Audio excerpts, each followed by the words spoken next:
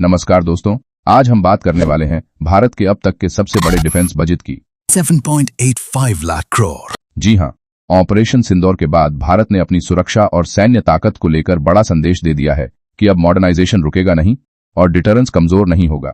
यह बजट ऐसे समय आया है जब भारत को एक तरफ पाकिस्तान से और दूसरी तरफ चीन से लगातार रणनीतिक दबाव का सामना करना पड़ रहा है।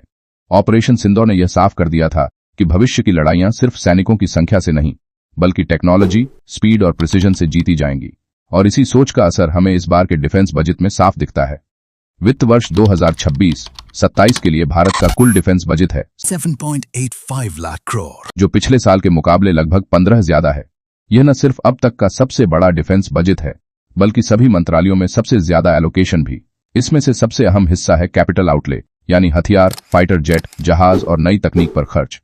कैपिटल एक्सपेंडिचर में इस बार करीब 21% की भारी बढ़ोतरी की गई है।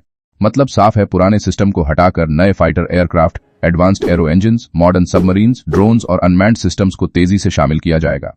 खास तौर पर एयरफोर्स और नेवी को इस बजट में बड़ी ताकत मिलती दिख रही है। एक और बड़ी बात, सरकार ने डिफेंस और एरोस्पेस मैन्युफैक्चरिंग के लिए कस्टम्स ड्यूटी में छूट दी है। इसका सीधा फायदा मिलेगा make in India, private defence companies और स्टार्टअप इकोसिस्टम को। मतलब अब भारत सिर्फ हथियार खरीदेगा नहीं बल्कि खुद डिजाइन करेगा, बनाएगा और एक्सपोर्ट भी करेगा। यह बजट सिर्फ पैसों का आंकड़ा नहीं है, यह एक स्ट्रेटेजिक सिग्नल है। दुनिया को संदेश है कि भारत अब रिएक्टिव नहीं, प्रोएक्टिव डिफेंस पॉलिसी पर चल रहा है, और सेना के लिए यह भरोसा है कि देश उनकी जरूरतों के साथ मजबूती से खड़ा है। तो दोस्तों, पोस्ट सिंदूर डिफेंस बजट भारत के सैन्य इतिहास में एक टर्निंग पॉइंट साबित हो सकता है।